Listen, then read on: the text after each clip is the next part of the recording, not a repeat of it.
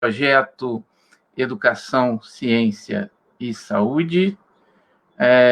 Hoje, eu aqui e o nosso amigo Leandro, que nos ajuda a organizar a festa. Leandro também do nosso projeto Educação, Ciência e Saúde. Hoje trazendo uma convidada muito querida, muito especial para a gente, e que vai falar de algo muito importante, que são os vultos campistas, né? Aquelas personalidades famosas de nossa cidade que ajudaram a construir a sociedade campista como a gente é hoje, né? E muitas vezes isso é esquecido. Então, hoje a gente vai trazer a Rafaela Machado, que é, né, deixa eu ler aqui o currículo dela para não me perder, historiadora e diretora do Arquivo Público Municipal Valdir Pinto de Carvalho, faz doutorado em História Social pela Universidade Federal do Espírito Santo, pela UFES, é mestre em Sociologia Política lá pela nossa amada UENF, né, possui experiência na área de História do Brasil, colonial, História moderna, com ênfase no estudo dos séculos 17 e 18, atuando também na área de paleogeografia e no ensino de História regional. É professora aí, muito orgulho nós, professores. Autora de alguns livros, vários livros, Benta Pereira em Documentos, Testamentos e Inventários, Notas sobre a Fundação do Município de Campos, e ex-presidente da Câmara Municipal de Campos dos Goytacazes no tempo do Império, entre outros, né? Boa noite, minha querida Rafaela. Boa noite, gente. Boa noite para todo mundo que está em casa assistindo a gente. É muito bom poder fazer essa live, ter a oportunidade de falar sobre os vultos campistas. Eu gravei stories tem um pouquinho tempo, falei, João, Leandro, falei para quem estava me assistindo, falei, gente, a gente vai falar sobre os vultos, mas de uma forma desconstruída, de uma forma não... Tentar falar não de uma forma memorialista, né, que eu sempre venho buscando isso. Então, espero que todo mundo que está aí assistindo a gente acompanhe, goste. No final tem surpresa, tem uma surpresa muito tem surpresa, tem surpresa. Minha esposa ainda falou, eu quero. E eu coloquei mais de uma surpresa aí. Que maravilha. E é legal. Rafaela, você que é diretora ali do Arquivo Público Municipal, a gente já visitou ali algumas vezes, e é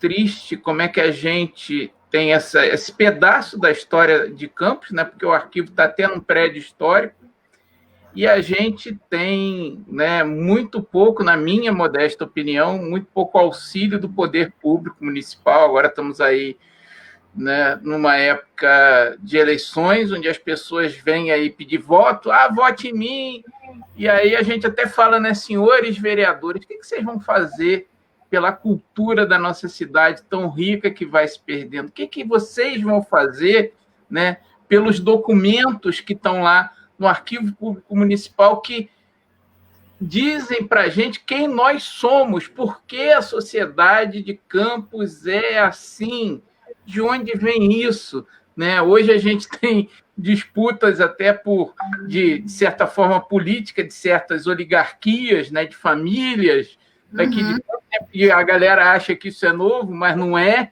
né, Rafaela? Não é.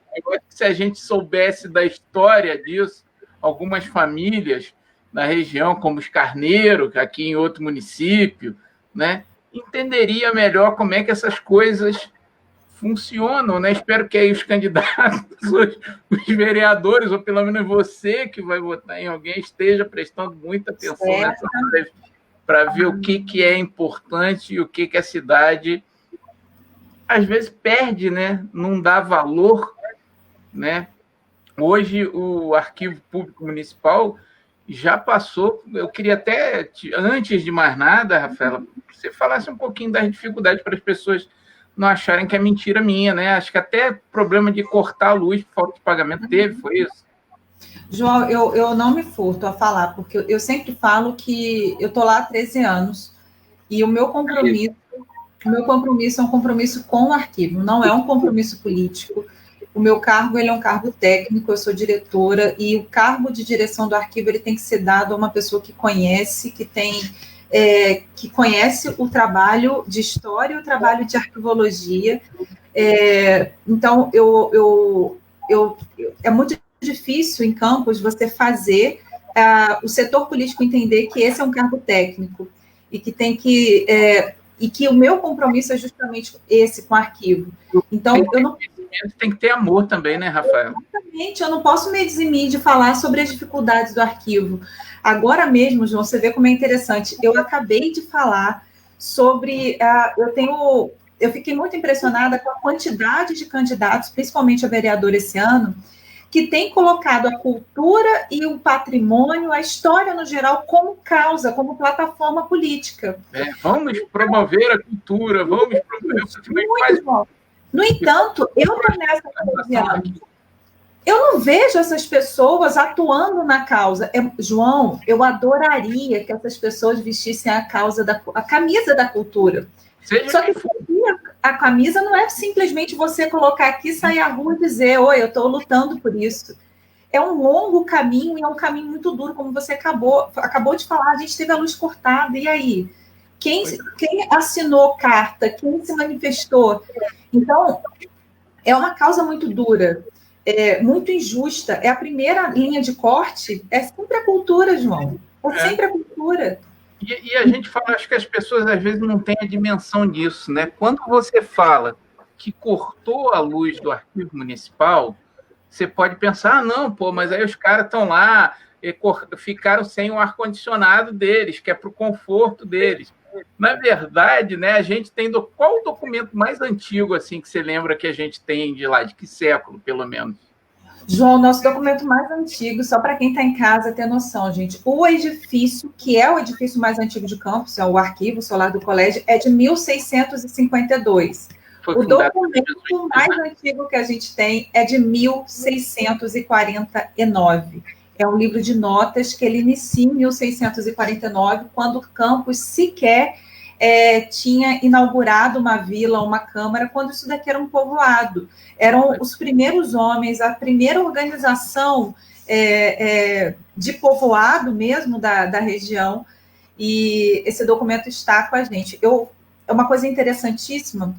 Até então, oficialmente, documentalmente, o que se sabia é que a primeira Câmara era de 29 de maio de 1677. A gente tinha notícias de uma Câmara eleita pelo povo em 1652 e que tomou posse em 53, em 1º de janeiro de 53. No entanto, esse documento só tinha sido citado por Alberto Lamego, que eu vou até mencionar aqui hoje.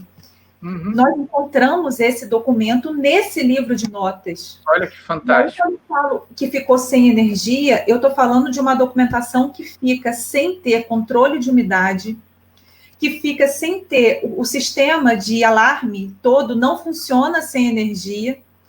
Os guardas, eles vão dizer que é insalubre ficar lá no escuro, porque eu não tenho como ligar a bomba para eles terem água.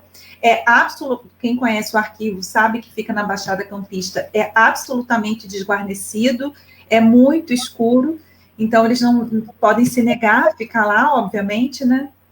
Então, a falta de energia compromete a saúde da documentação e a saúde do edifício. Eu estou falando do edifício mais antigo da nossa cidade. E aí acaba a gente perdendo documentos de mais de 400 anos que não tem como recuperar, né? Que vai se estragar, vai embolorar, vai dar fungo, vai dar mofo, vai perder se não tiver um assalto, um incêndio, um roubo. Isso é da gente, isso é patrimônio da gente. Quer dizer, quem mora hoje em Campos, né, quem vive aqui, tem pais, avós, bisavós e por aí vai, de repente a sua história está lá, a história da sua vida, da sua família. Sempre digo isso. E, João, o que é mais interessante, aproveitando que eu estou vendo aqui gente que nem sempre é da área de história. João, a gente está falando sobre a história do que era a Capitania de São Tomé, a Capitania da Paraíba do Sul, portanto, é Campos, São João da Barra, São Fidélis, é o norte e noroeste fluminense. Que já foi mais importante até do que Rio de Janeiro, economicamente, né? Quantas vezes nós lutamos para ser capital, entendeu? Campos, esse sonho antigo de ser capital. Então, eu sempre digo que os municípios vizinhos, eles também tinham que valorizar muito o trabalho do arquivo, porque a história dos municípios vizinhos, pelo menos do período colonial e de boa parte do período imperial, ela está depositada aqui no nosso arquivo. Lembrando, gente, para quem está em casa, é o único laboratório de restauração do interior do estado do Rio de Janeiro.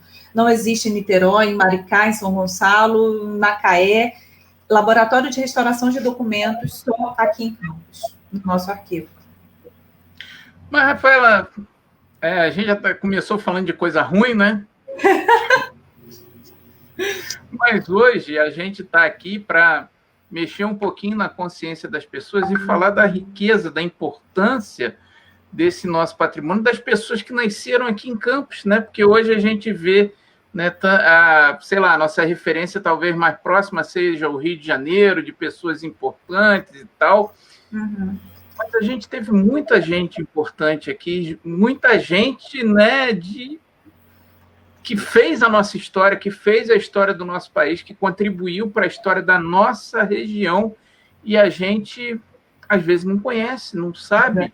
E hoje você veio aqui para falar um pouquinho dessas pessoas, né? Uhum, exatamente. Vamos lá, então? Vamos. Leandro, pode botar aí na tela, por favor?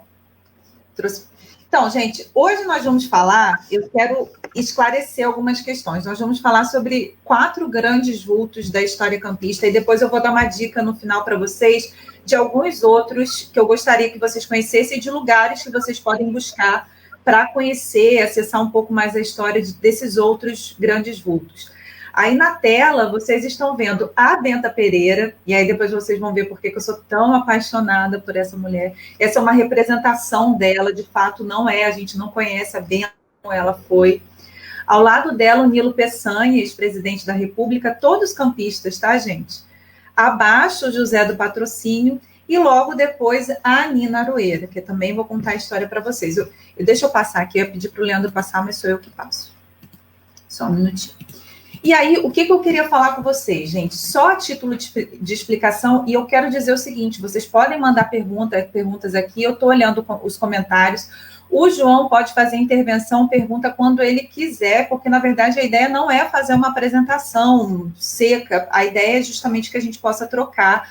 Façam suas perguntas e suas intervenções, João, também, tá? Eu não gosto de falar sobre a história dos vencedores, eu não gosto de falar simplesmente sobre os grandes vultos campistas. Mas por que eu decidi justamente hoje falar sobre essas 4 grandes personalidades da história campista? Alguns motivos. Primeiro, porque eu acho que o campista sabe muito pouco sobre a própria história. Então, às vezes, eu percebo que eu vou dar palestra até em escolas e eu falo para as crianças sobre Nilo Peçanha. Gente, Nilo Peçanha foi um presidente da República, foi um presidente negro, campista, e aqui em Campos a gente sabe muito pouco dele, ele saiu de Morro do Coco. A gente deveria saber, eu falo, vou arrepiando, gente, a gente deveria saber muito mais sobre Nilo Peçanha. Então, você vê, essas 4 figuras são figuras que ou influenciaram a política, a história nacional, ou tem um peso, um gabarito muito grande na história local. Então, eu resolvi trazer esses 4 vultos, não para falar sobre a história dos vencedores, mas para trazer 4 grandes exemplos de personagens marcantes da nossa história. Eu poderia trabalhar com a história dos vencidos. Eu poderia aqui trazer, por exemplo, a história dos indígenas e trabalharia com vocês uma história maravilhosa. Mas eu quis reforçar 4 grandes nomes para mostrar para quem está em casa que mesmo com 4 grandes nomes, a nossa história ainda é muito desvalorizada e às vezes muito mal trabalhada. E o que eu quero aqui, o que a gente vem lutando no arquivo ao longo de todos esses anos, é fazer uma história e uma educação patrimonial, João. A educação patrimonial, ela é uma educação que se constrói crítica e que se constrói progressivamente. Ela está em construção, na verdade. Então, quando a gente vai para a escola, eu não quero ir para a escola para falar com o aluno sobre a história que passou. Eu quero falar com o aluno sobre uma história que está se construindo, para ele entender que o hoje é história ainda também. Isso é a minha concepção de educação patrimonial. é a concepção de educação patrimonial de quem trabalha comigo. E eu acho que é só assim que a gente vai começar a olhar para o nosso patrimônio de uma forma mais afetiva, de uma forma mais que a gente se identifique, sabe? Que aquele patrimônio é parte da gente, da nossa história. Fora isso, gente, o patrimônio é só o outro. É só algo que está ali na nossa cidade. Se a gente não construir essa relação de afeto, de identidade, e isso, gente, é de fato uma construção. Porque se você... Pode falar, João. Não, é porque você até tocou numa coisa que eu acho interessante, né? Que a gente começou a falar dessa coisa da campanha política, das pessoas que não valorizam o nosso patrimônio. Eu acho que não só essa questão da valorização histórica, daquilo que da gente ter noção de que aquilo é nosso, da gente ter uma noção de identidade enquanto povo, mas até o aspecto econômico, né? Porque a gente tem um patrimônio único, né, no interior do estado, e a gente não aproveita isso, por exemplo, no turismo. A gente vê prédios, né, tombando literalmente, porque as pessoas veem, por exemplo, o proprietário de um prédio desse, vê isso como um ônus, né, que você não pode fazer nada, a reconstrução é cara, como você poderia estar ganhando dinheiro, como se faz, por exemplo, nas fazendas de café no interior de São Paulo, como se faz no Pelourinho, na Bahia, e a gente tem um patrimônio que vai se perdendo, que não é valorizado por aspecto nenhum, nem pelo aspecto social, nem pelo aspecto cultural, e nem pelo aspecto econômico até, concorda comigo? Perfeitamente. João, já... É uma luta, João, é uma luta. Eu acho que se eu sentar aqui para falar para vocês olham para Não, é engraçado. Gente, qualquer um que olhar para campus, você, por exemplo, a gente traz um amigo de fora, e só a gente pode falar mal de campus, ninguém de fora a gente aceita. Qualquer um observa o potencial de turismo histórico de campus, não é isso, João? Qualquer um que a gente traz aqui observa isso. Embora a gente não tenha estrutura, isso é observável a olho nu muito rapidamente. A gente não tem a estrutura. Embora essa estrutura não exista, é relativamente fácil de ser montada, porque a gente tem hotel, a gente tem uma mão de obra qualificada na cidade, que pode se qualificar um pouco mais para atender o turista, tudo isso. Gente, nós já elaboramos roteiros fantásticos, o roteiro do colonizador, o roteiro da Baixada, os roteiros das usinas. Falta um interesse, eu acho, que venha de cima desses candidatos, sabe aqueles candidatos para quem você estava falando no início? Eles precisam se atentar para isso. E talvez de nós, votantes, sabe? Porque a gente precisa cobrar dessas pessoas que, de fato, uma vez eleitos, eles comecem a olhar para o turismo histórico como a solução para Campos. Porque o turismo histórico e o turismo ambiental é a solução. E digo até, né, não há uma conexão com a academia, quer dizer, a gente vê tanta gente qualificada, você é um exemplo, né, que foi formado aqui na UENF, na UFES, né, estamos aqui vizinhos, né, e quem do poder público busca a academia para trabalhar nisso? A gente tem pessoas fantásticas na UENF que trabalham nessa parte de arquitetura, de urbanismo, de história. E cadê o poder público se interessando para algo que não é do nosso interesse, é do interesse de todos? Exatamente. Né? Exatamente. Então, assim, eu acho que falta justamente essa rede de pontes serem feitas, serem construídas para a gente conseguir avançar na educação, nisso aqui que a gente está falando, no turismo e no reconhecimento. Isso que a gente está fazendo aqui, João, do que eu estou fazendo em live agora, do que eu venho fazendo em live, o Arquivo já faz em escola há muito tempo, que é um projeto que a gente tem chamado Arquivo Vai à Escola, que é um projeto de educação patrimonial, mas que é um trabalho de formiguinha. Então, você vê como a gente se reinventa a todo momento. Essas lives, elas deram uma proporção muito maior ao trabalho de educação patrimonial que a gente vinha fazendo lá atrás. Então, a gente se reinventou nesse momento. Talvez o que falte ao poder público, no geral, é uma reinvenção dos seus próprios serviços, das suas próprias maneiras de trabalhar, né? Mas é isso. Pessoas, vocês podem mandar perguntas, não se esqueçam disso, tá? Eu estou olhando os comentários aqui e gostando muito do que vocês estão falando.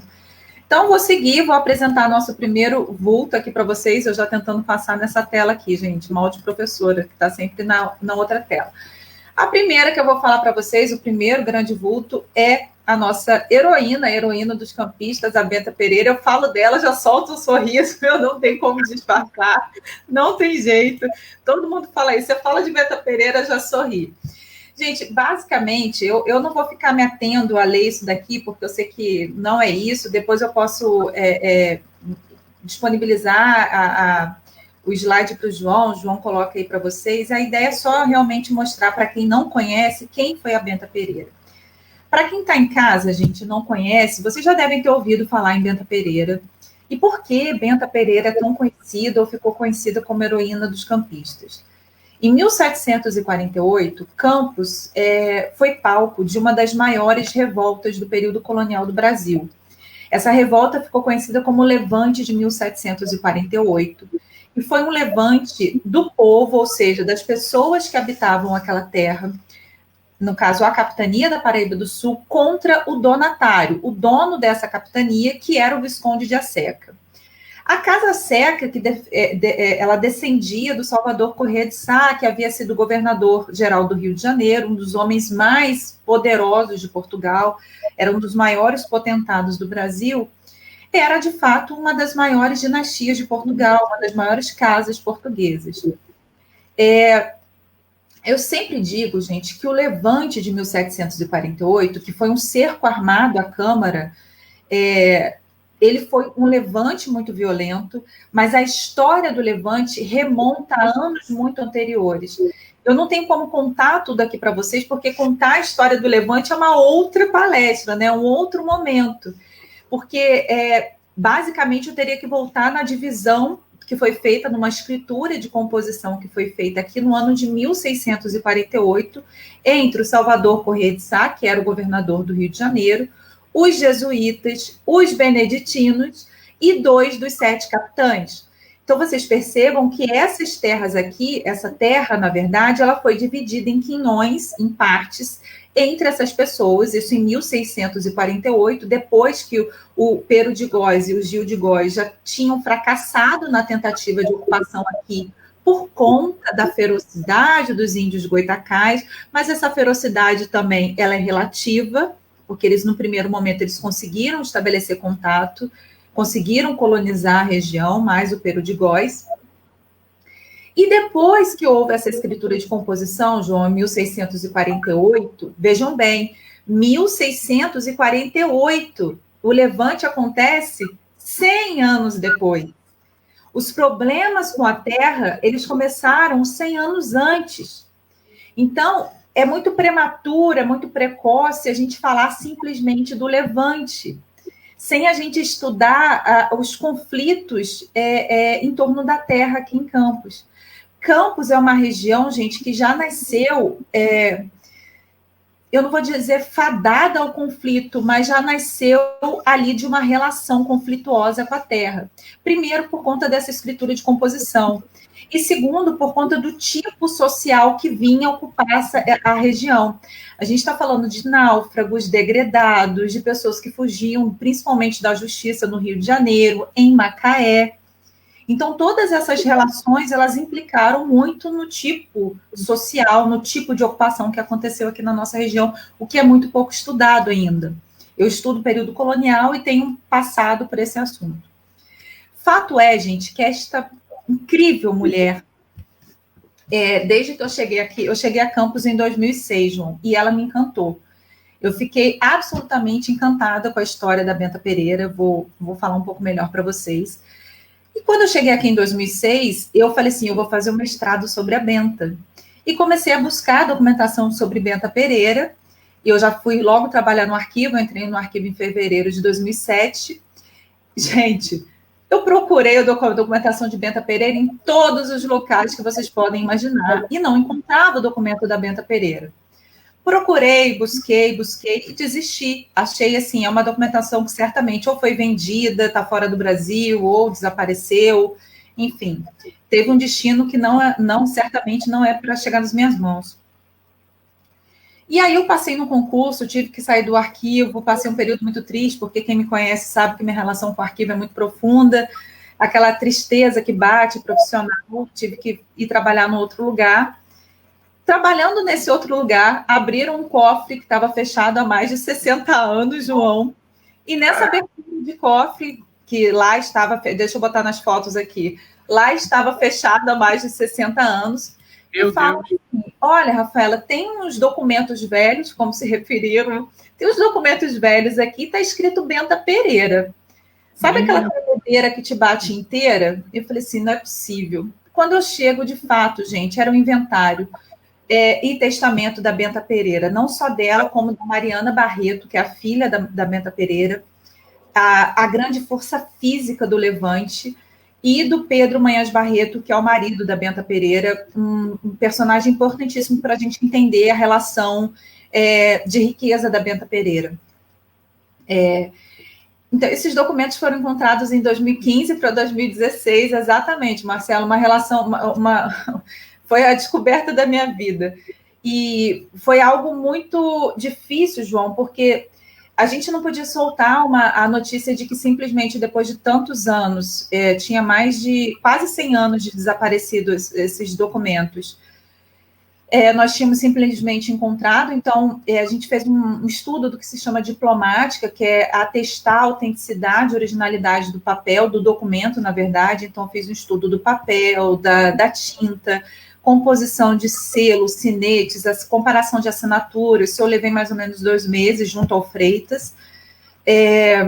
Aí lançamos a notícia de que os documentos tinham sido descobertos e depois de 5 ou 6 meses, nós lançamos esse livro aqui, Benta Pereira em Documentos.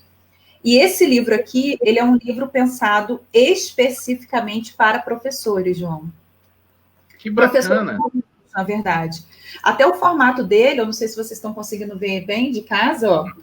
Até o formato dele é um pouquinho mais quadrado, é para ser um livro um pouco mais atrativo. Dentro, ele tem a assinatura da Benta em todas as laterais, ele tem muitas imagens, e conta a história da Benta, a história do Levante, de uma forma mais direta, mais, justamente como eu falei, mais atrativa, porque é para não ser cansativo.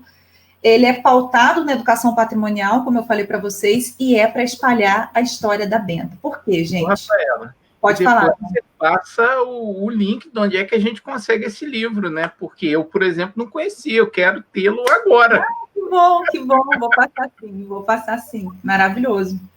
O que acontece, João? Uma das minhas grandes ambições, sonhos, é ver o Levante de 1748 em todos os livros didáticos do Brasil. E eu vou explicar por quê.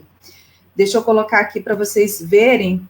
Eu vou falando, gente, essa aqui são imagens de quando o documento foi descoberto. Eu esqueci de falar isso, gente. O documento hoje ele está restaurado. Quando nós descobrimos, o documento ele era desse tamanho aqui, as folhas eram quebradiças, mal cheirosas, a gente mal conseguia encostar na documentação, estava muito, muito frágil, como vocês podem ver aqui. Hoje o documento ele é íntegro, ele é disponível ao pesquisador, ele é absolutamente maleável, ele foi totalmente restaurado pela equipe do arquivo. Então, aqui, isso que eu queria falar. Por que eu luto muito hoje para que o Levante de 1748 esteja em todos os livros didáticos do país? João falou no início que eu sou professora e eu tenho uma paixão por sala de aula também. Eu acho que eu não saberia ser só pesquisadora sem compartilhar, sem poder falar com as pessoas sobre o que eu consigo fazer na minha pesquisa. E eu me sinto muito frustrada, às vezes, quando eu vejo, quando eu estou ali com os meus alunos, eu tenho que falar sobre a revolta de Beckman, Guerra dos Emboabas, ali eu estou falando de Brasil colonial, João. E eu não tenho o Levante de 1748. Por quê? Não está em lugar nenhum, né? Esse Levante, gente, ele aconteceu, como eu falei para vocês, ele foi liderar, a Benta Pereira, com 80 anos de idade, ela foi a liderança intelectual, a liderança política. E por que eu falei lá atrás que eu não queria dar uma ideia romantizada e memorialista? Essa ideia de que a Benta, montada no cavalo, liderou o cerco à Câmara e prendeu os oficiais camaristas, gente, Essa senhora tinha 80 anos. Não há nenhum documento que diga que ela fez isso. E ela tinha 80 anos em 1748. Agora, há sim um documento que diz que a filha dela, a Mariana Barreto, ela sim participou da prisão dos oficiais camaristas, batendo as saias ainda por cima, tá, João? Batendo as saias, fazendo barulho.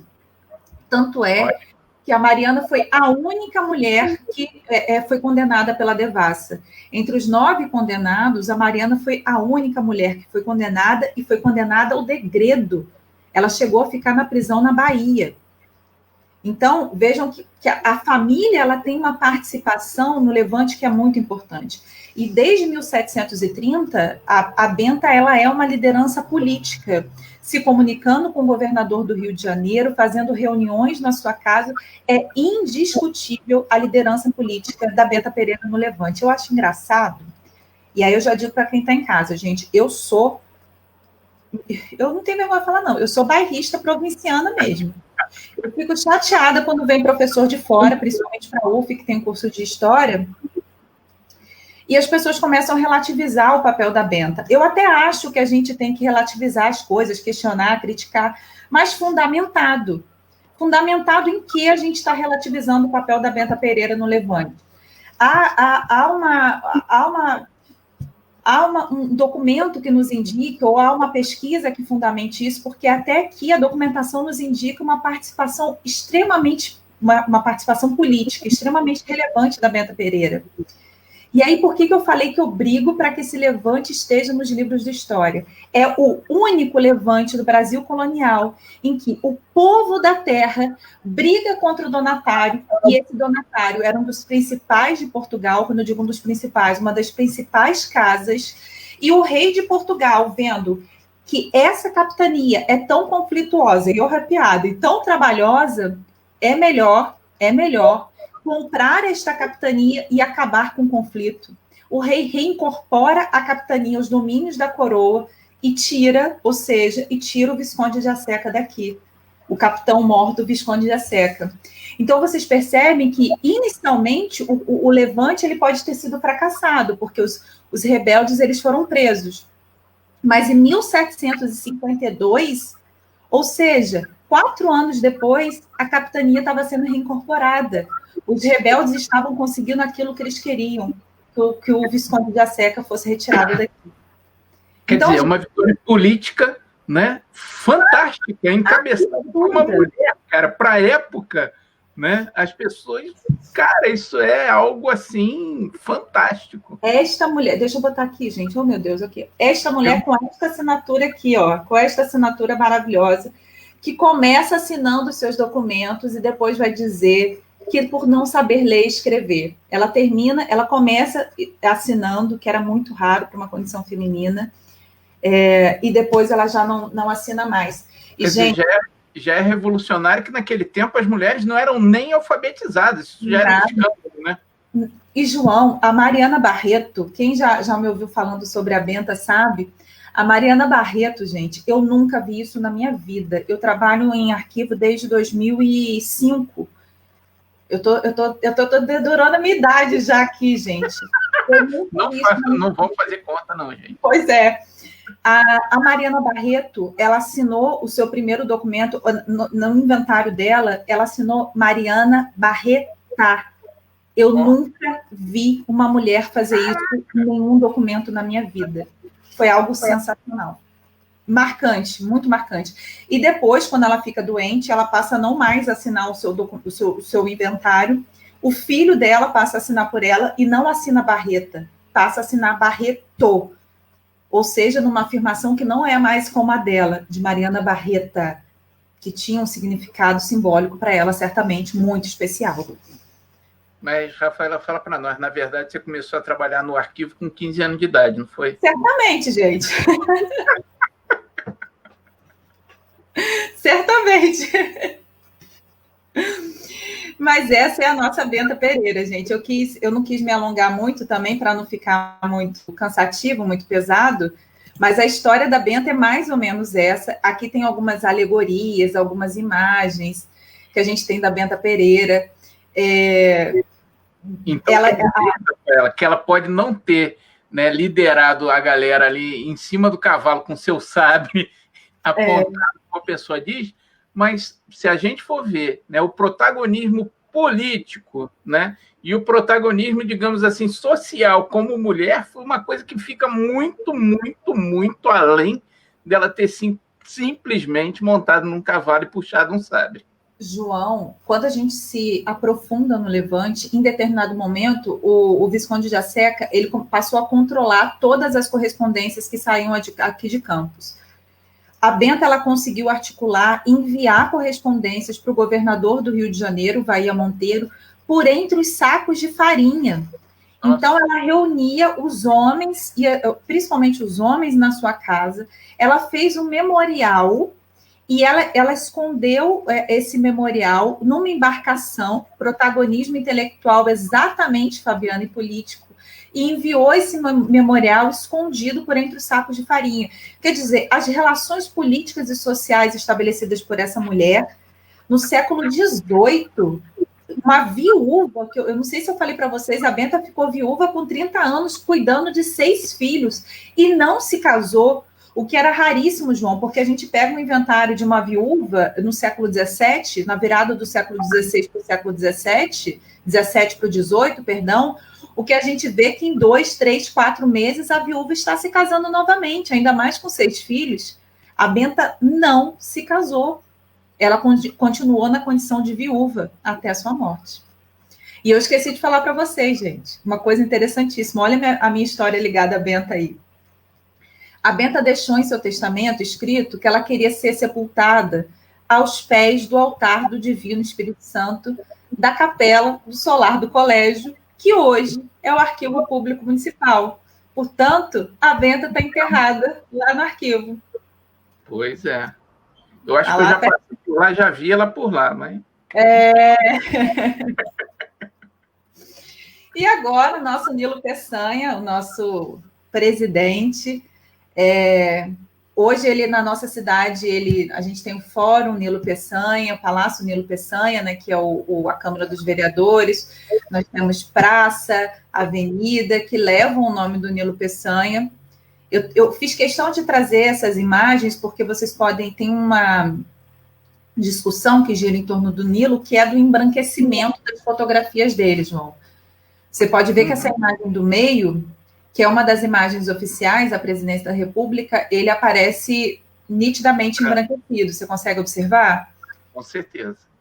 Tem inclusive estudos que se dedicam a isso. A história do Nilo é muito interessante porque é uma história de um grande estadista que construiu a sua história política a partir de Campos dos Goytacazes. Na verdade, a partir de Morro do Coco, porque o Nilo nasceu em Morro do Coco em 1867. Ele vem para Campos estudar com a sua família quando o pai vai montar uma padaria.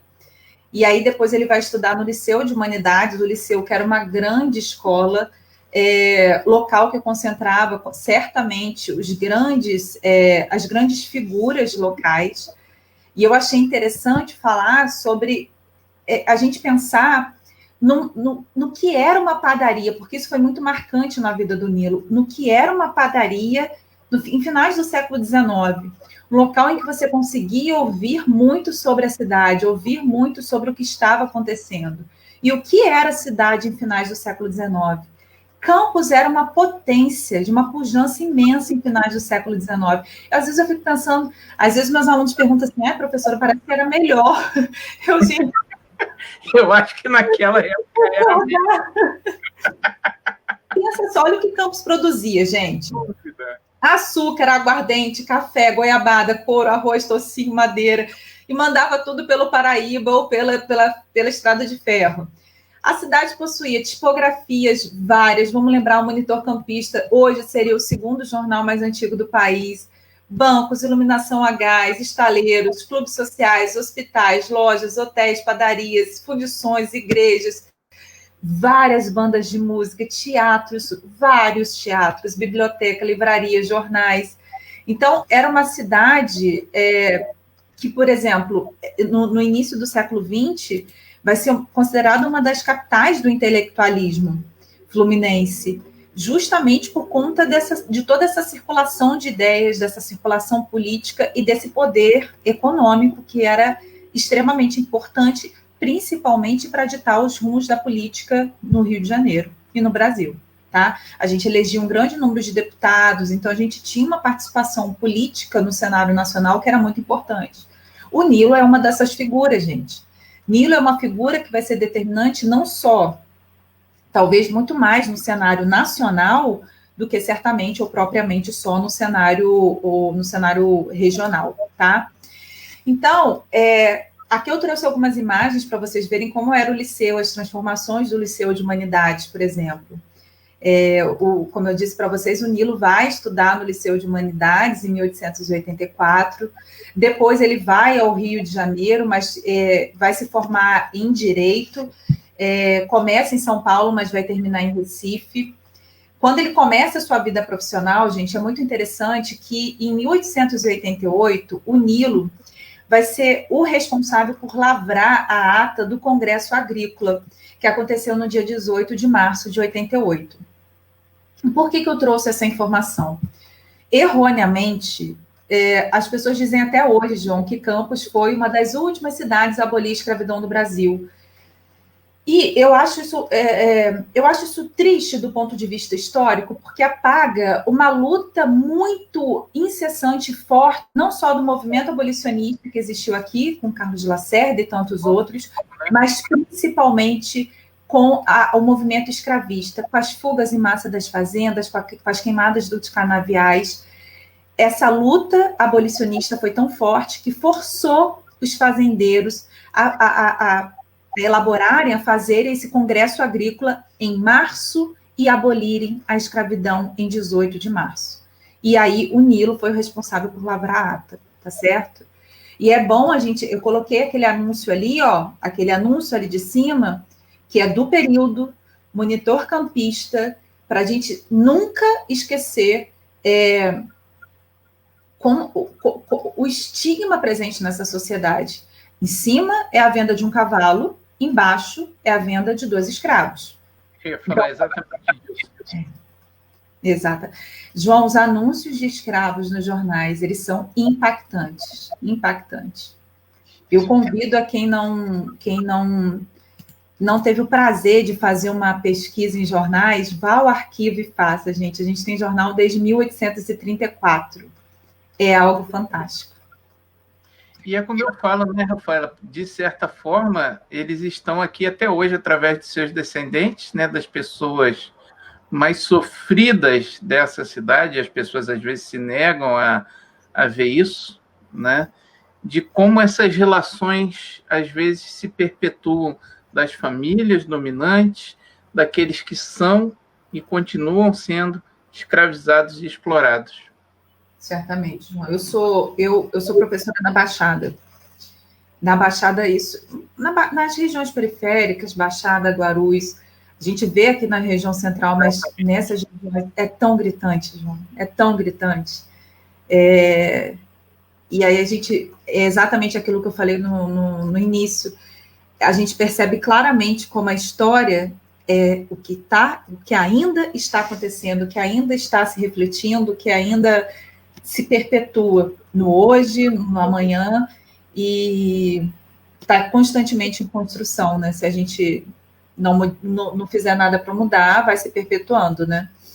É exatamente isso que você falou. Então, vamos seguindo, gente. Tem um aspecto da vida do Nilo Peçanha que é muito interessante, gente. Aí eu trouxe só a título de curiosidade.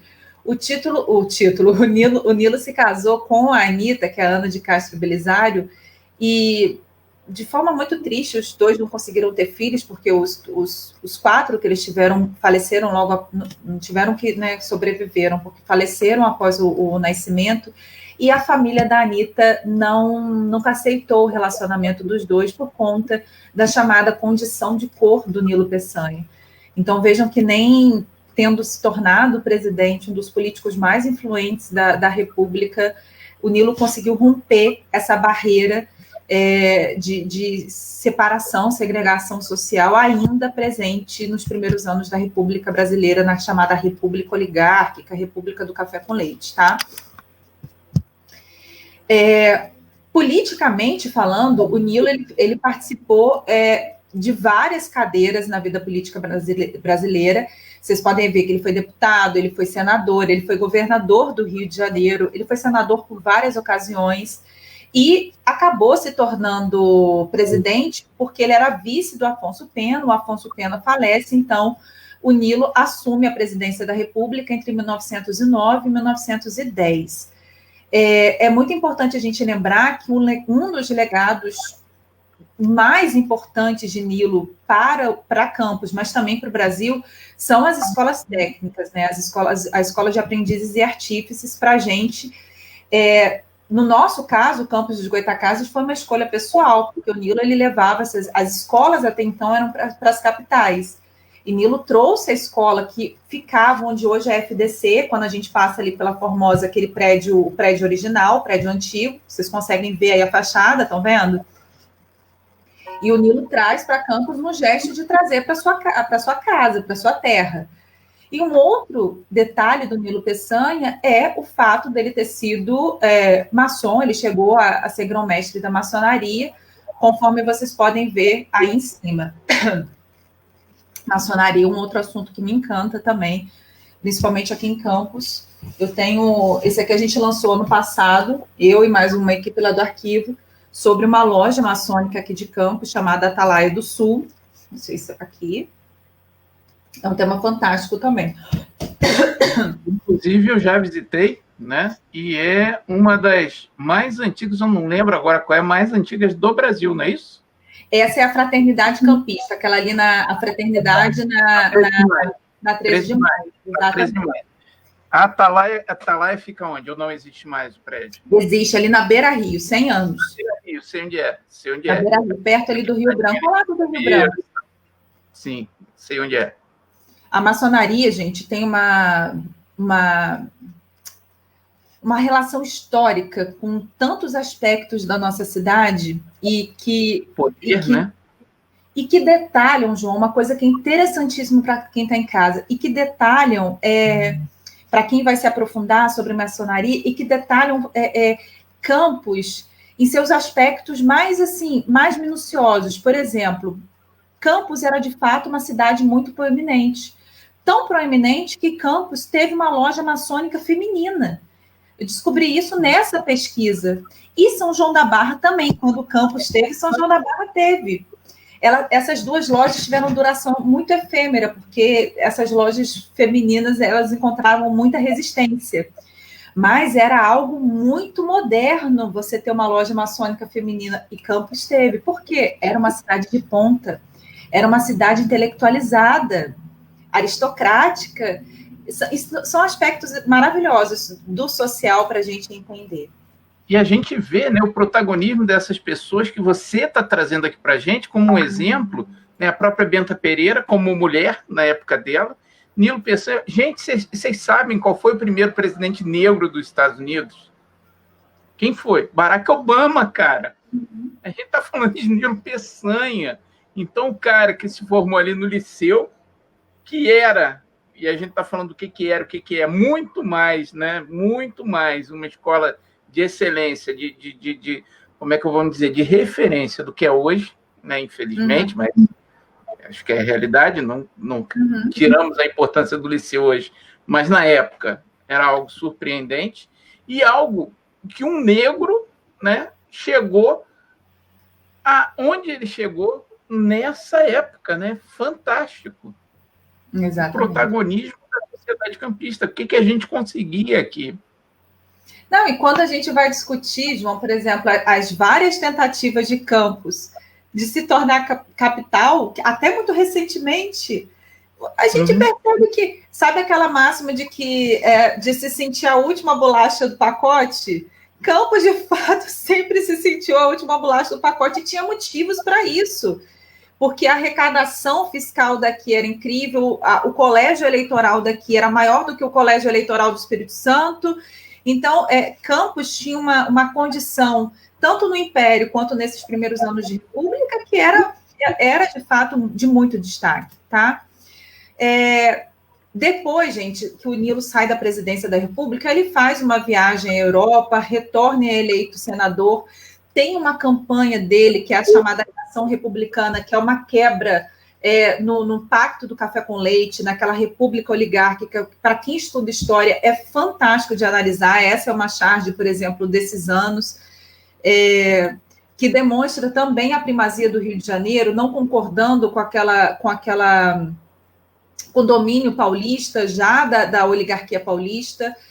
E, nos últimos anos, em decorrência de problemas de saúde, o Nilo vem a falecer e o corpo dele está no cemitério de São João Batista, no Rio de Janeiro.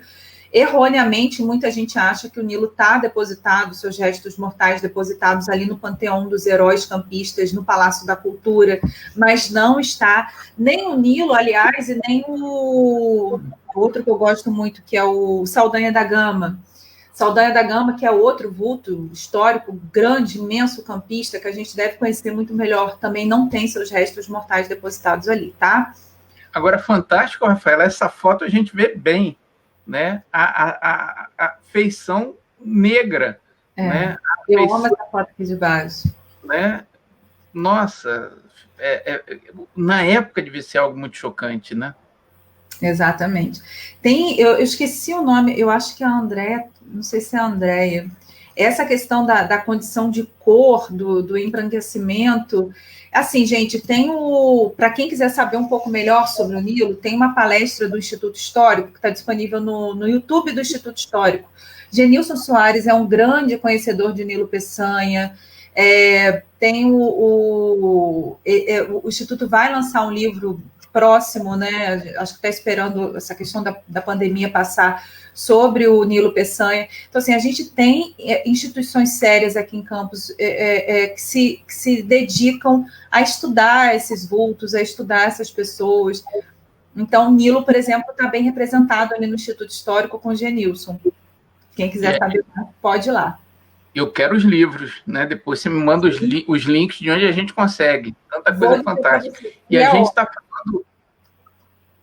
E a gente está falando hoje de pessoas extremamente revolucionárias, né? Hoje em dia você fala do protagonismo feminino, já falamos do protagonismo negro, né? Na nossa cidade, que ainda tão apagado. E caramba, Nina Aroeira. Nina, gente, que história fantástica da Nina. É uma história... E a Nina, gente, acabou ficando muito conhecida no meio religioso, no meio espírita, muito pouco conhecida, muito pouco explorada, acho que só muito recentemente, quando eu digo muito recentemente, é muito recentemente mesmo, sendo resgatada, reconhecida pela história, pelo movimento historiográfico. Tanto é que eu vou mostrar para vocês um corredor cultural que existe aqui em Campos, para esses vultos, que a Nina não está. Então, não está. Justamente porque a Nina é muito reconhecida no meio espírita, pela questão da religiosidade, mas historiograficamente, ou seja, no nosso meio aqui, ela ainda, ou apenas agora, melhor dizendo, ela vem sendo reconhecida. E assim, é porque eu não sou muito de república, eu falo que eu sou de colônia e império mesmo, mas a Nina merece um resgate, um estudo de fôlego, de peso. Então, eu convido os historiadores que estão aí, Fabiana, se anima, porque é uma daquelas mulheres revolucionárias, libertárias. Eu até escrevi, eu fiz uma resenha, mandei para o João, eu falei assim, mais do que revolucionária, a Nina era libertária. Eu acho que a palavra que define... Eu me arrependo de novo, gente. Eu acho que a palavra que define Nina Aroeira é libertária. A Nina nasceu em Campos em 1916, ela se chamava Maria da Conceição Rocha e Silva. Ela adotou Aroeira porque era o nome do pai dela. Ela vai morrer de tifo, de febre tifoide, aos 19 anos, e eu não paro de estar arrepiada nesse momento. Calma, segura. Interessantíssima para a gente entender. Eu acho que há algumas situações. A primeira delas é a introdução do capitalismo em Campos. Então, deixa eu botar essa imagem aqui para vocês entenderem. A Nina atuou muito na porta dessa fábrica aí. Essa é a fábrica de tecidos que ficava... Alguém sabe? Aqui, ó, até coloquei o endereço aqui para vocês verem. A Rua Dom Pedro é a Beira Rio, vocês estão vendo? É uma fábrica que pertencia ao Francisco Ferreira Saturnino Braga. Basicamente, gente, empregava ali muitas mulheres, homens, mas também muitas mulheres que se dedicavam à confecção. Então, assim, a Nina, ela já demonstrava desde a infância, eu vou dizer para vocês, talvez uma intelectualidade aflorada, uma sensibilidade aflorada, mas eu acho que o grande divisor de águas na vida da Nina foi a entrada aos 15 anos no Liceu de Humanidades, não só porque ali ela conheceu o Adão Pereira Nunes e o Clóvis Tavares, que depois vai se tornar seu noivo, também seu grande companheiro de causa e de vida, mas também porque eu acho que foi no liceu que a Nina reconheceu as suas questões políticas. Foi ali que talvez ela tenha reconhecido, de fato, as diferenças sociais, esses estigmas que separam os grupos sociais. Os três, o Adão, a Nina e o Clóvis, no liceu, eles introduziram as ideias do modernismo, que desde 22, né, gente, começaram a circular no Brasil, na Semana de Arte Moderna. E em 30 tiveram, até por conta do Getúlio Vargas, um palco privilegiado de atuação. Então, são os três responsáveis por introduzir esse modernismo, essas ideias modernistas ali no Liceu de Humanidades. Eles criam um jornal literário, um pequeno jornal literário ali dentro. Nos anos de liceu, nesses anos, gente, é que a Nina publica um manifesto de clamor aos jovens muito interessante, chamado A Mocidade de Minha Terra.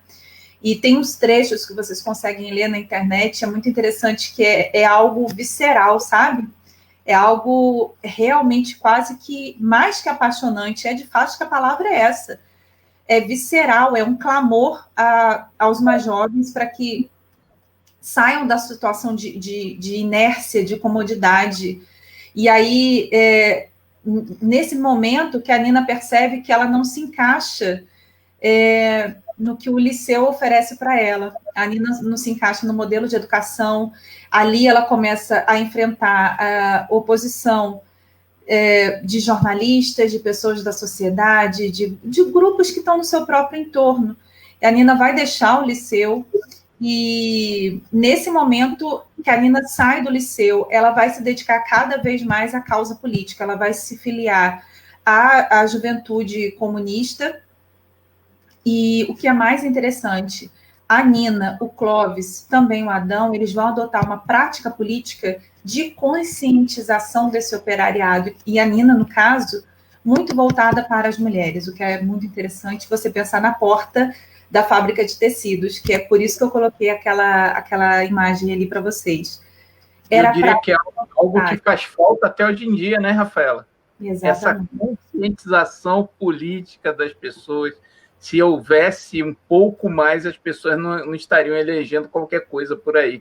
Exatamente. E é da conversa, né, João? A Nina, o Clóvis, principalmente, eles vão para conversar, para conscientizar. Prática de, digamos assim, de ilustrar as pessoas, de dar conhecimento e não convencimento. Acho que isso faz uma grande diferença, né? Porque você vê a Nina, né, escrevendo um jornal, participando ativamente desse movimento intelectual. Clóvis, né, que sobreviveu a Nina, né, viveu por muito mais tempo, também foi um dos grandes intelectuais de Campos, né, não só religioso, que depois tem a questão do espiritismo, mas foi um grande intelectual, e tem aí as sementes que ele deixou até hoje. O filho dele, né, nosso querido Flávio, os netos dele, né, o Pedro e a Juliana, professor do IF, Pedro, nosso colega que estudou também lá na UENF, né, heranças, sementes dessas pessoas fantásticas, maravilhosas, né, que fazem muita falta hoje em dia. Não, sem dúvida. E você falou assim, eu vejo a Juliana, eu tenho a Juliana no Facebook, vejo a Juliana tem muito dessa questão da conscientização política, né? Na rua, falar aí, ó. Então, já tem um DNA aí da carreira lá atrás. Ó. Muito legal. Então, assim, gente, para falar sobre, eu acho que essa... Por que eu falei que eu acho que a Nina precisa ser resgatada? Porque tudo que se sabe sobre a Nina Aroeira, ou tudo que se fala e se pratica sobre a Nina Aroeira, está muito voltada à questão espiritual, porque o Clóvis, em 1934, ele vai fazer um discurso na Praça São Salvador e ele vai ser preso. Depois dessa prisão do Clóvis, a Nina vai escapar com muita dificuldade, e a gente tem que lembrar, gente, que em 1934 para 1935, o Brasil e Campos dos Goytacazes, e isso é uma coisa que a historiografia local ainda não está linkando, Campos dos Goytacazes era um manancial de disputa entre o comunismo e o integralismo. Campos era um celeiro do integralismo, tanto é que daqui a pouco, em 1935, a gente vai ter o massacre da Praça São Salvador, que é outro episódio, né, macabro da nossa história.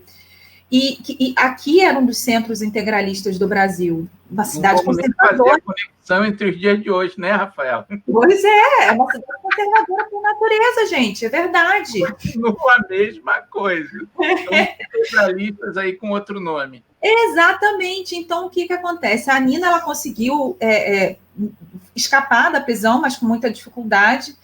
Nesse período, a Nina ela vai se aproximar do seu Virgílio de Paula, que é uma pessoa conhecida no meio por conta de ser um grande estudioso da causa espírita. Ela passa a se dedicar a conhecer, eu acho que foi... de fato o caminho dela naquele momento, estar com ele, conhecer a causa, né? É o que tinha que ser. E é nesse momento que ela vai ser acometida de febre tifoide e vai acabar vindo a falecer, obviamente deixando o Clóvis em situação desesperadora, até que ele recebe 2 meses depois uma mensagem dela, mas aí a gente já entra no campo da espiritualidade. Eu vou deixar vocês curiosos para que vocês depois entrem lá na Escola de Jesus Cristo para vocês poderem conhecer.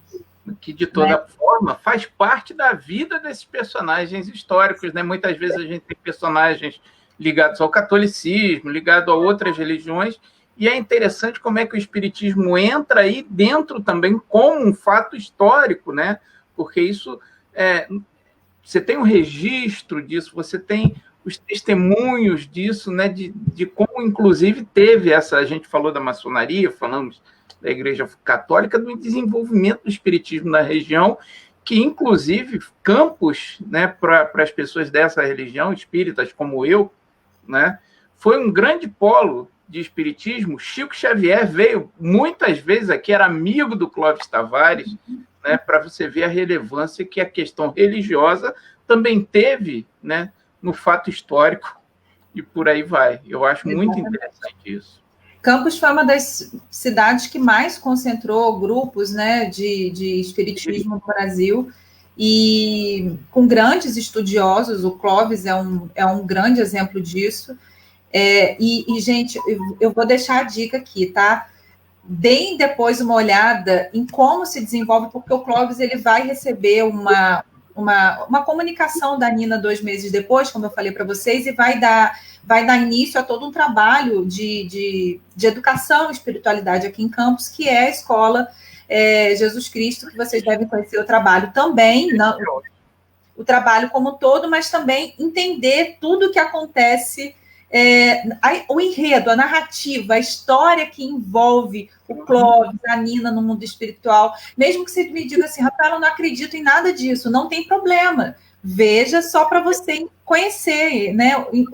Analisar a história, porque é interessantíssimo. É algo que você deve conhecer. Mas, de novo, gente, pouco ainda se sabe sobre a dinâmica de atuação política, aí que eu estou falando da política, da revolucionária, da libertária Nina Aroeira.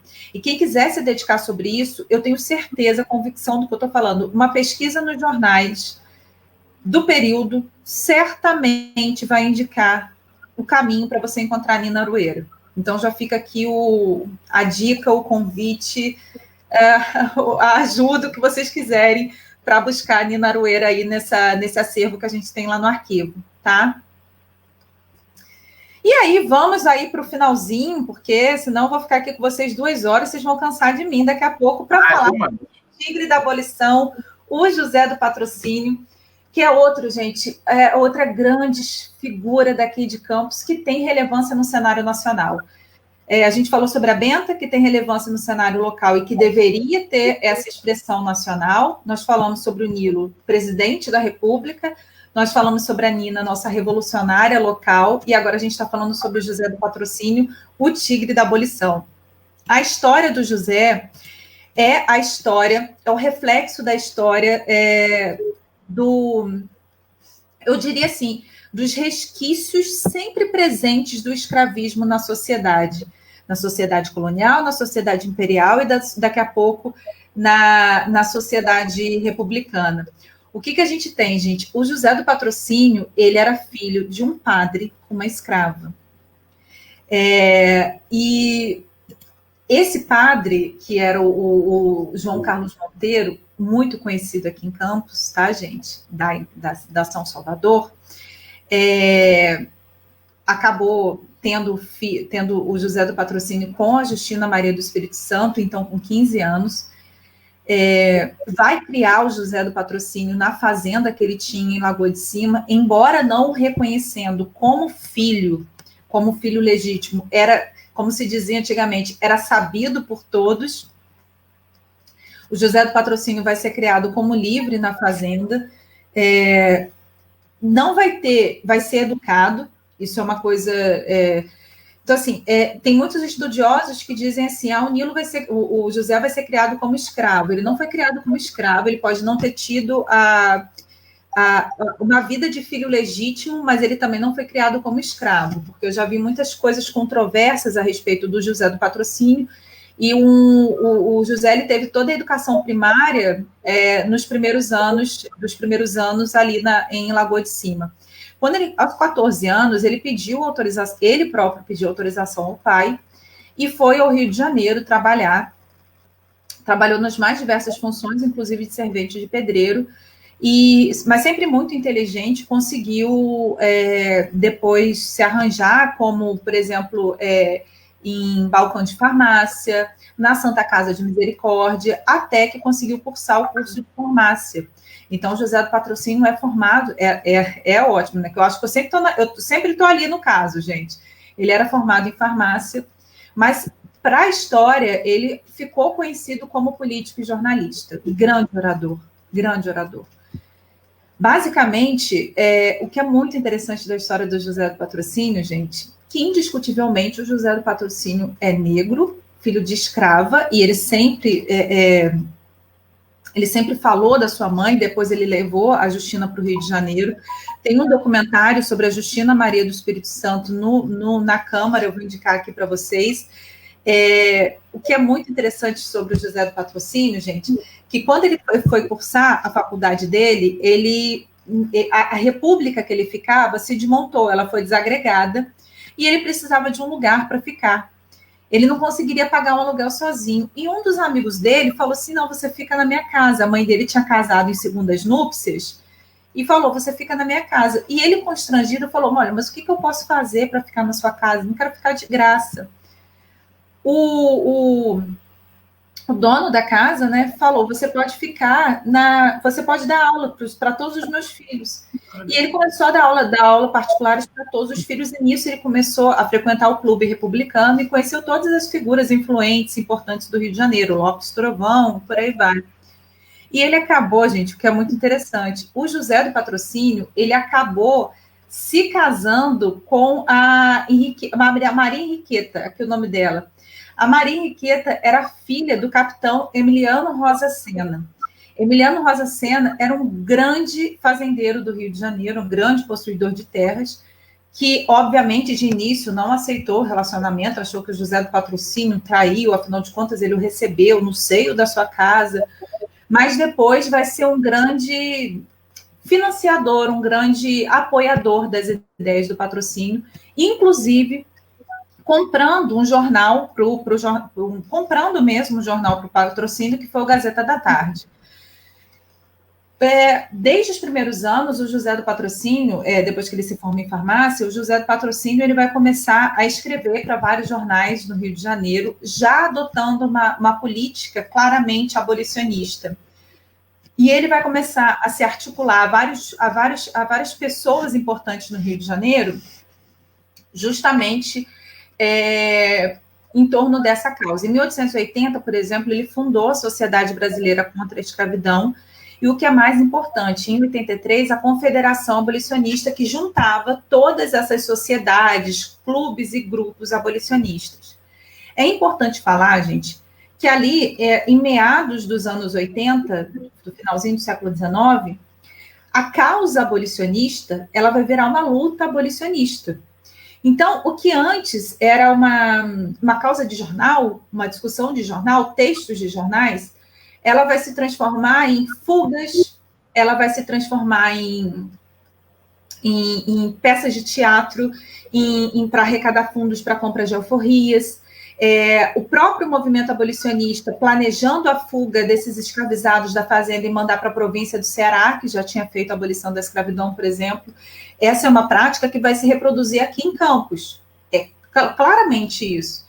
Então, queimadas de canaviais, fugas em massa das fazendas, o movimento abolicionista ele vai se tornando cada vez mais rebelde a partir de meados dos anos 80. E isso acontece também com o próprio discurso do patrocínio. E é por isso que ele ganha a alcunha de tigre da abolição. Em 86, o José do Patrocínio ele foi eleito para a Câmara do Rio de Janeiro com uma votação muito expressiva, então ele foi vereador na Câmara do Rio de Janeiro. Interessante que em 85 ele veio a Campos para participar de uma conferência abolicionista. Ele levou a Justina, a mãe, para o Rio de Janeiro, e a Justina faleceu no final do ano, no Rio de Janeiro, e o sepultamento da Justina foi um ato político em que compareceram os maiores estadistas no sepultamento da Justina, justamente para marcar uma ex-escrava está sendo sepultada com a presença dos maiores nomes políticos do Império, para marcar que aquela causa era uma causa sepultada, que agora a questão era a liberdade. E, ao mesmo tempo, o Patrocínio, eu falo que ele é uma figura muito dúbia, porque o Patrocínio era um dos maiores defensores da monarquia no Brasil, gente. Tanto é que o Patrocínio, ele é o pai, ele é, de fato, isso é indiscutível, tem textos de jornais que mostram isso, textos dele, ele é o fundador da Guarda Negra da Redentora, que era uma guarda fundada no pós-maio de 88 para garantir a liberdade dos escravos, dos ex-escravizados, na verdade, dos então libertos, e garantir o bem-estar da princesa Isabel, considerada por eles a Redentora, tá? Então, quando aconteceu a proclamação da República, em 15 de novembro de 89, a posição do Patrocínio era muito delicada. Ele vai fazer um discurso favorável à República, mas, tempos depois, em 1893, ele vai publicar um texto da Marinha contra Floriano Peixoto. Por exemplo, na Revolta da Armada, tomou parte o Saldanha da Gama, o nosso campista Saldanha da Gama. Com isso, ele vai ser exilado na região amazônica, vai ficar 1 ano na região amazônica, e desde que ele voltou ao Rio de Janeiro, coisa de 1 ano depois, o jornal dele nunca mais foi o mesmo. Logo depois, acho que em 1902, ele já deixou de existir, e o José do Patrocínio vai morrer no subúrbio do Rio de Janeiro, em situação, eu não diria de extrema pobreza, mas de relativa pobreza, muito encantado com a questão da aviação, querendo de todo modo experimentar essa questão da aviação, mas não obtendo muito sucesso com isso. Então, ele falece em decadência, certo? E é um personagem que só foi, tempos depois, revigorado, revivido pela história, o nosso José do Patrocínio, certo? Aqui, João, eu trouxe para vocês antes de voltar aí, trouxe para vocês outros vultos da nossa terra. Campos é uma terra de muitos vultos. Eu poderia falar de muitos nomes comuns, mas nós temos também muitos outros vultos. Eu falei sobre Benta Pereira, mas se vocês visitarem, e aí eu falo, a gente tem muito lugar lindo para visitar.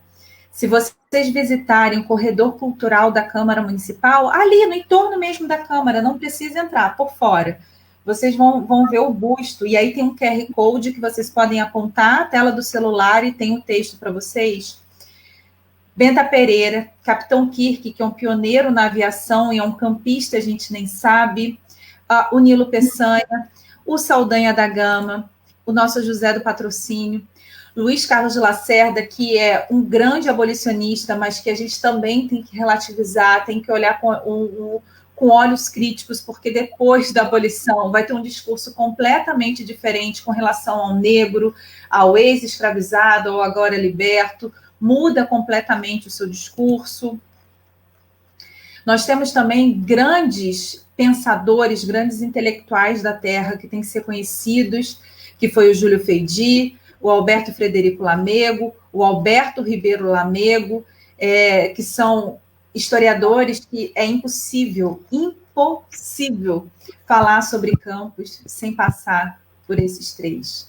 E aí é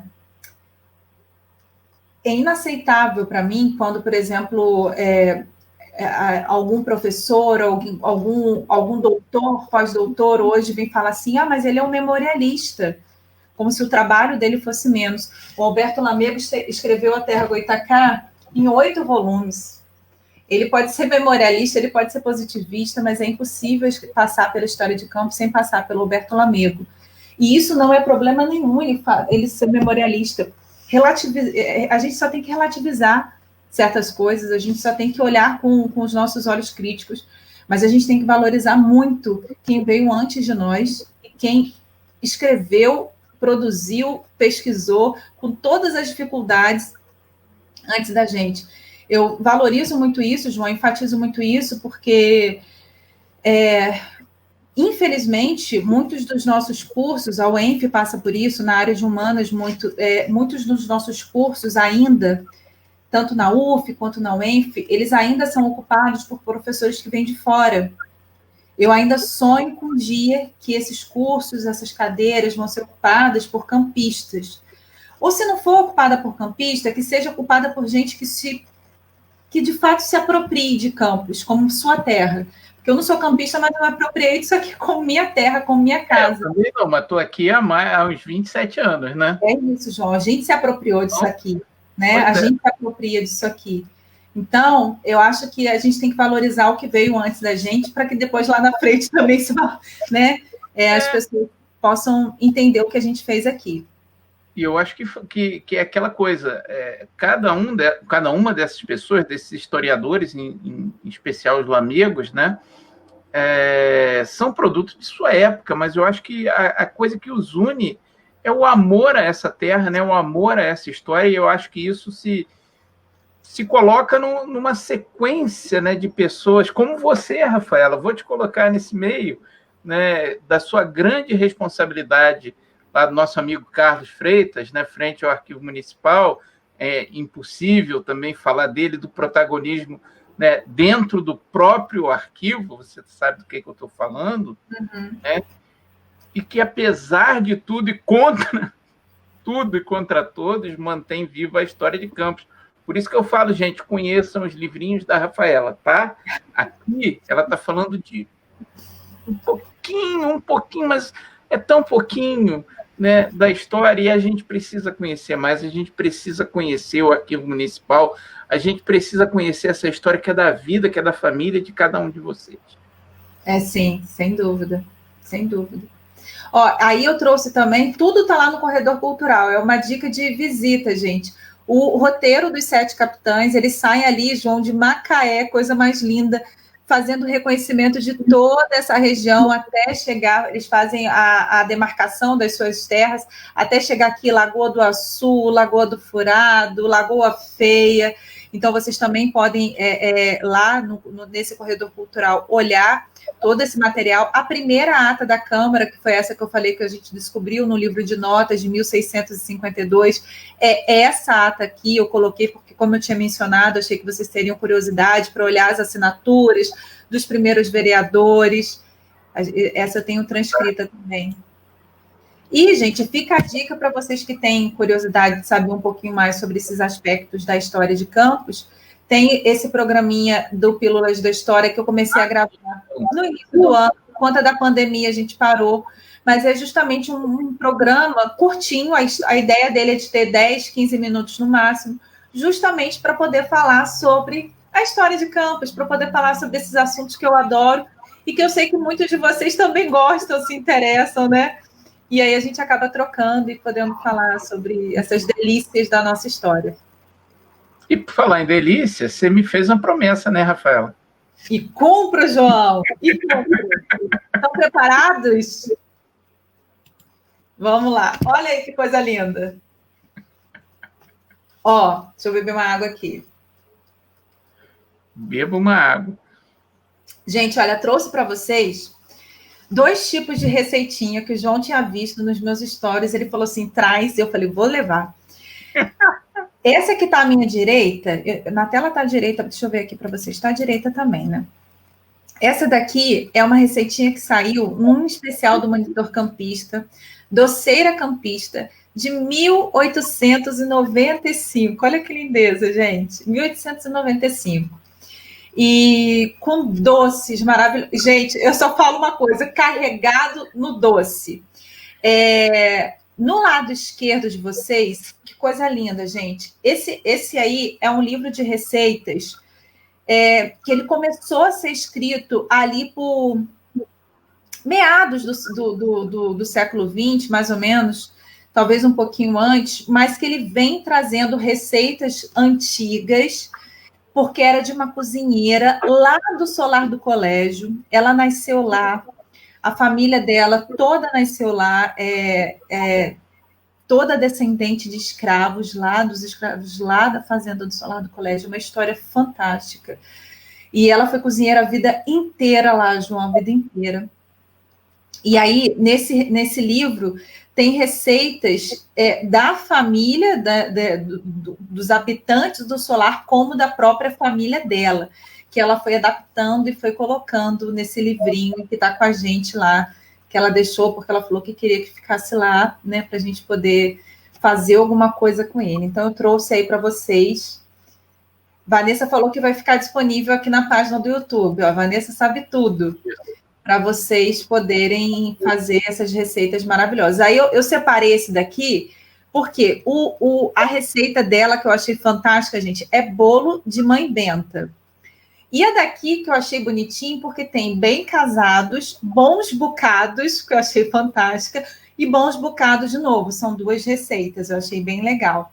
E aí fala de manteiga lavada, gente, manteiga bem lavada e manteiga sem sal. Não pode ser a manteiga com sal, tá? E a outra coisa importante é que a medida é com libras, João. Então, tem que fazer a conversão. Tem que fazer a conversão. E interessante, Rafaela, que, como eu falo, né, o doce, a culinária, também é uma herança histórica, né? A gente tem as doceiras de Campos, muitas aprenderam com as mães, que aprenderam com as avós, que aprenderam com as bisavós, e está aqui. Né? Tá aqui, da onde vem isso? De onde vem essa receita? Minha esposa que já disse aí, uau! Eu vi. Eu já prometi, porque ela adora fazer doce, né? Olha que coisa fantástica, uma receita de mais de 100 anos de idade. E, Rafaela, essas coisas fantásticas, né, que são nosso patrimônio aqui de Campos, isso aí também não tem como virar um livro, não, mulher? Então, eu falei, João, eu estou querendo muito, muito fazer um especial sobre o açúcar. Demonstrar de que forma o açúcar ele influenciou a identidade campista, não só através do ponto de vista econômico, das usinas, por exemplo, mas do ponto de vista social, das festas, da culinária. E aí que o livro veio justamente para mostrar isso, entendeu? E aí eu já falo para vocês, a Alessandra que vai testar, diminui no açúcar, porque século XIX eles pesavam a mão no açúcar, porque como isso daqui era a terra do açúcar, quanto mais açúcar melhor, quanto mais açúcar mais rico, quanto mais açúcar na mesa, mais abastada era a família, e aí, então, diminui a mão no açúcar com tranquilidade. Pois é, mas é que eu falo, né? Até os ingredientes, quer dizer, por que se usava tanto açúcar? Por que se usava, por exemplo, o ovo, né? A gente tem o nosso famoso aí chuvisco campista. Isso faz parte da história, isso faz parte da economia da cidade, do retrato desse período, né? E às vezes as pessoas não se apercebem o quanto que um simples doce, né? Por que o chuvisco é o símbolo de Campos? Isso fala da gente, né? E eu acho engraçado, Rafael, vários anos atrás eu visitei um museu, agora me foge o nome, mas era um museu particular, um acervo particular daqui de Campos, talvez você saiba, e uma coisa que me chamou a atenção foi uma mesa de doces, tá? Que, né, segundo o relato lá, até foi servido Dom Pedro II, quando esteve em Campos, se utilizou aquela mesa de doces. O que era a mesa de doces? Era uma tábua de mármore, né? Tinha um escavado assim em volta. Por quê? Que naquela época, obviamente, você não tinha geladeira, se fazia muito doce em conserva. E se colocava água ali para evitar as formigas. Fantástico. Né? Olha que coisa fantástica. Foi na Fazenda Barra do Sul que você foi? Oi? Foi na Fazenda Barra do Sul? Não, aqui em Campos. Era um acervo particular, eu me esqueci agora o nome de um jornalista que tinha esse acervo e fazia um museu, era um museu particular ali no centro. Né? Depois sim. Sim, porque aqui em Campos tem uma fazenda, gente, que é particular também, pouca gente sabe, aí mais uma dica, chamada Fazenda Barra do Sul. E é linda, ela tem espaço para exposição também, ela oferece para você degustar um lanchinho, um café da tarde típico da região, e fica ali na região do Carvão. Aí eu pensei que fosse nesse lugar. Não foi aqui em Campos mesmo. Mas, Rafaela, obrigado aí pela receita. Você diminuiu o meu preconceito racial, que você sabe que eu sou, de certa forma, meio racista, porque tem uma loura amiga nossa, que você conhece, que ela vive prometendo fazer bolo para mim. Nunca faz. Se a gente fala que vai comer o doce dela e ela não vai, a gente não vai, ela fica brava. Eu falei que essa semana... Mas a minha, ela só fala, mas nunca faz, entendeu? Tem que fazer, Vila.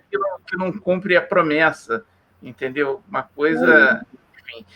Bom, chegando aqui quase ao final, né? Eu queria chamar de novo o nosso amigo Leandro, ver se ele destaca alguns comentários, algumas perguntas que as pessoas fizeram, né, para a Rafaela, de repente, comentar aí alguma coisa. Tem alguma coisa interessante que o pessoal colocou aí para a gente?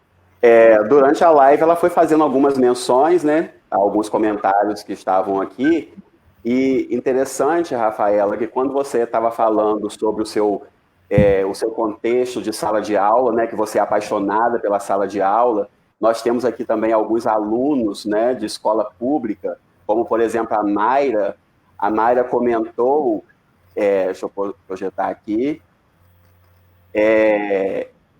o quanto, infelizmente, não se é ensinado sobre a história que o município tem. Estudei no Colégio Estadual Nilo Peçanha e só fui saber sobre o Nilo Peçanha anos depois. Né? Ou seja, esses alunos, os nossos alunos aqui, eles estão estudando em escolas que têm, com esses nomes que você citou, né? O Nilo Peçanha, a Benta Pereira, o Nina Aroeira, o CIEP, né? O CIEP Nina Aroeira. Então, esses alunos estão nessas escolas, nesses contextos, sem saber quem são essas pessoas. Né? Eu acho que um projeto interessante a ser desenvolvido nas políticas públicas, nos seios da escola, seria estudar um pouco sobre cada um desses personagens, né? Pelo menos aquela figura daquela escola. Quem foi Benta Pereira, quem foi Nilo Peçanha, quem foi José do Patrocínio, e por aí vai, sucessivamente.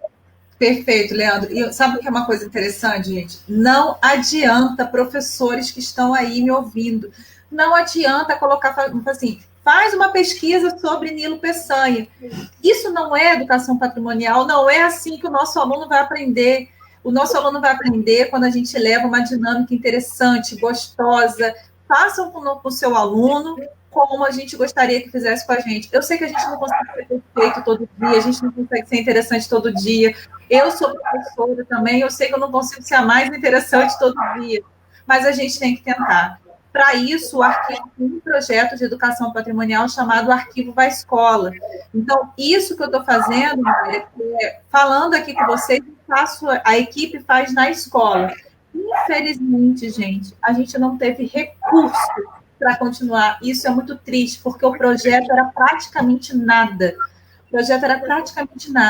Mas a gente não tinha mais como ir às escolas, porque, né, vocês devem imaginar que eu estava indo no meu carro, no meu combustível, eu não tinha mais, porque é um farol e os outros lugares. Então, é um projeto de muito baixo custo, que eu acho que vale a pena o município investir. Exatamente. E ainda completando outro comentário da Mayra, Campos tem uma história riquíssima, merece ser divulgado mesmo.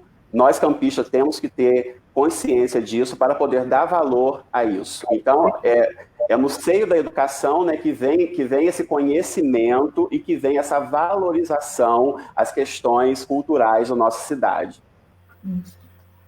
Isso aí. Então, vamos ver se tem mais algum aqui. Aí a Fabiana faz um comentário aqui também sobre a Benta Pereira.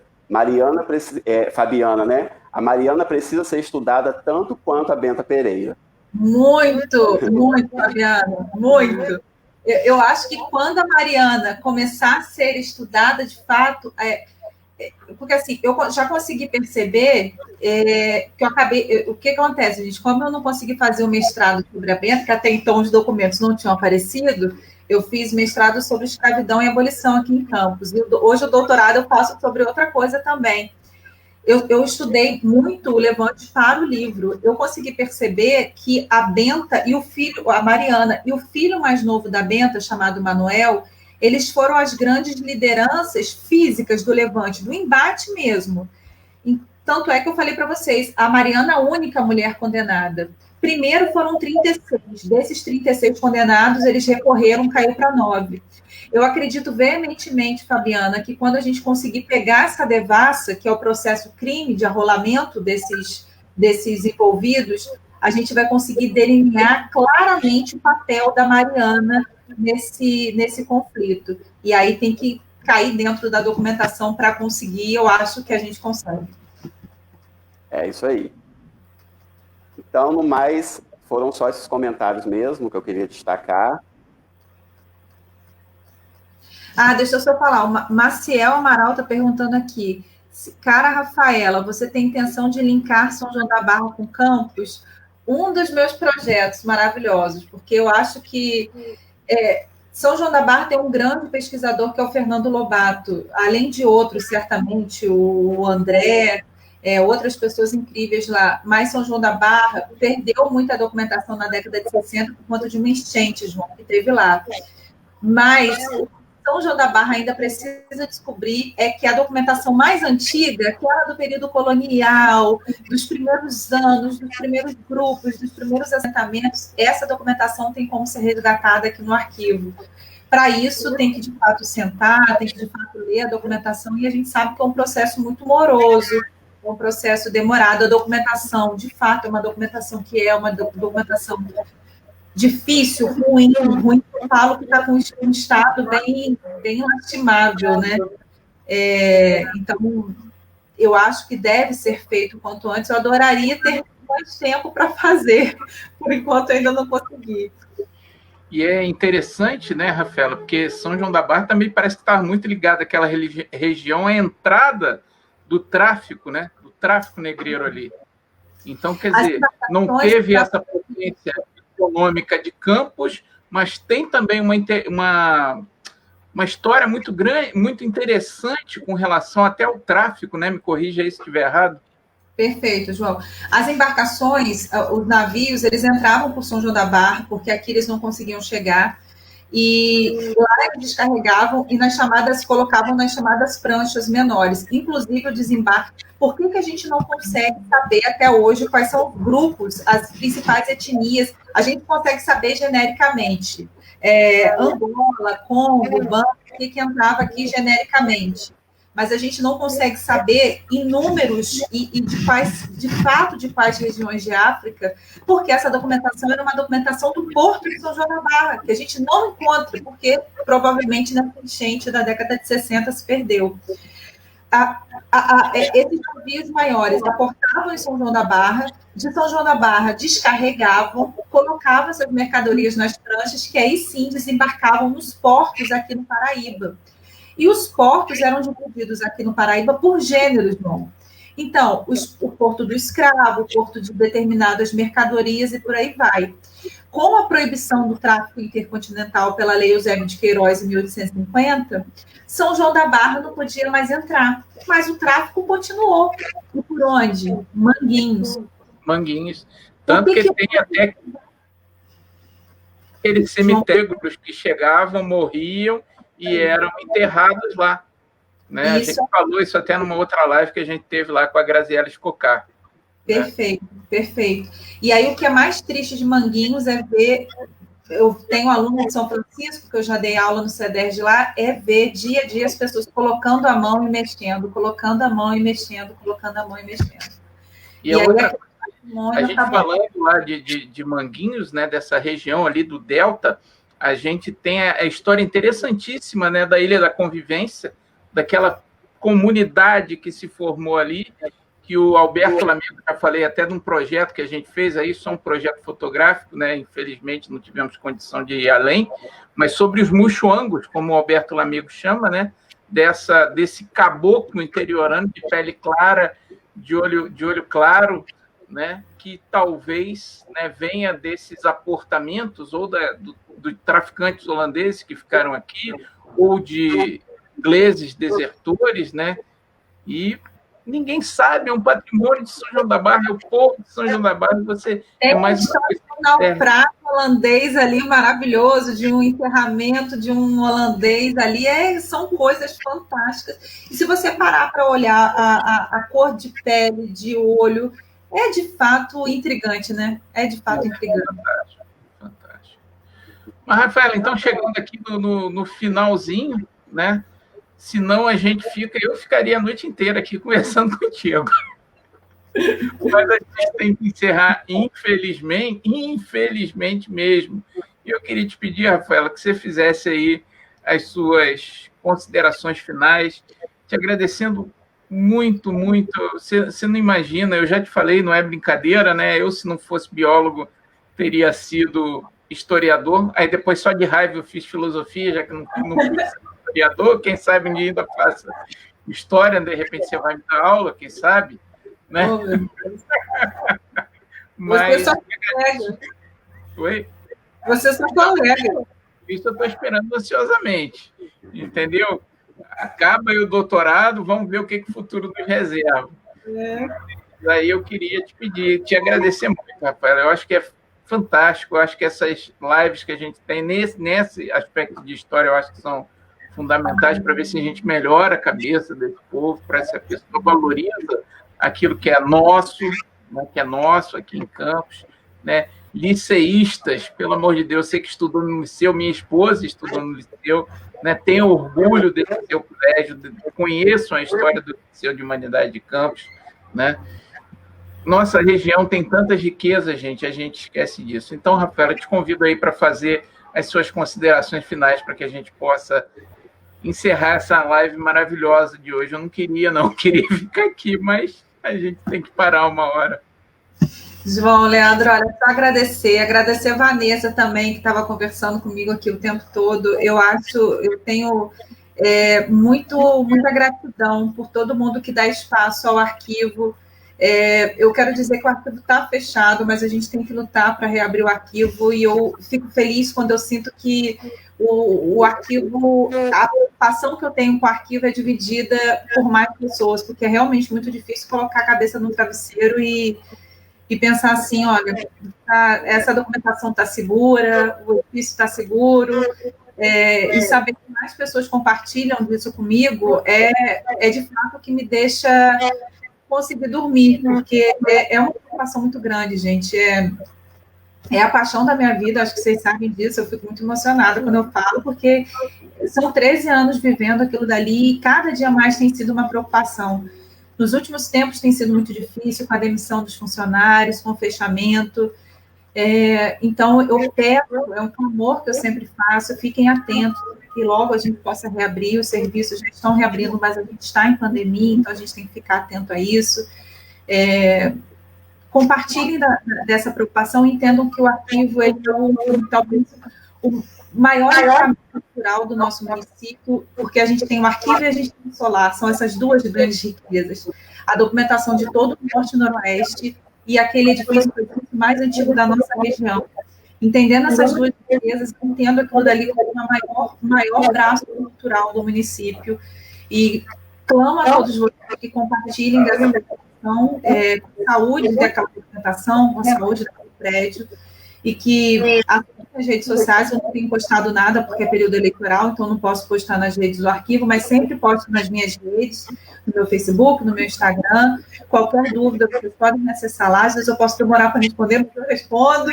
Então, sejam juntos, porque essa luta é uma luta árdua, mas vale a pena, afinal de contas eu estou nessa há muito tempo, mas a gente nunca pode lutar sozinho, a gente só tem força para lutar quando um está junto aqui de mão dada, tá bom? João Leandro, Vanessa, obrigada pelo espaço, sempre. Eu estou falando que a Rafaela está trabalhando lá no Arquivo Municipal desde os 10 anos de idade, eu enganei a data, entendeu? Desde criancinha, por isso que ela já está lá. Gostei. Rafaela, cara, obrigado, não tenho nem palavras, não sei nem como dizer a importância que tem para mim essa sua live de hoje, né? Eu acho que a gente tem que valorizar o que é nosso, né? Obrigado aí. Depois eu te peço para passar para a gente, se for possível, né? Onde é que a gente adquire esses livros que são tão importantes para a gente colocar lá na página do nosso projetinho, né? Isso. E para as pessoas poderem... Para a gente é muito importante, porque a gente tem uma lojinha virtual da Associação Cultural, lá a gente vende todos esses livros, caneca, ecobag, linda ecobag, tá, gente? Então, toda a renda arrecadada com o valor dessas coisas que a gente vende, tudo vai integralmente para o arquivo. Então, lâmpada, material de limpeza, luva para o máscara, tudo isso a gente reverte integralmente. Todos os livros são doados para a associação, então tudo é revertido com prestação de contas, fica lá disponível para quem quiser ver, tá bom? Aí eu mando o link depois para vocês. Daí a importância das pessoas também colaborarem. Só para responder aqui para o Mauro, a live toda fica gravada aí na nossa página do Facebook, depois a gente coloca no YouTube também, não deixe de ver, tá? E, pessoal, obrigado aí a todos pela audiência, vamos nos despedindo por aqui, lembrando sempre que ciência não é opinião, lembre-se disso, ciência não é opinião, certo, Rafaela? Obrigado aí pela presença, obrigado a todos que nos acompanharam até agora, né? Estamos juntos, extensão da UENF, divulgação da ciência, né? Cumprindo aqui o nosso papel, e vamos em frente, gente. Até a próxima, boa noite a todos, obrigado aí pela audiência. Tá bom. Obrigado, Rafaela.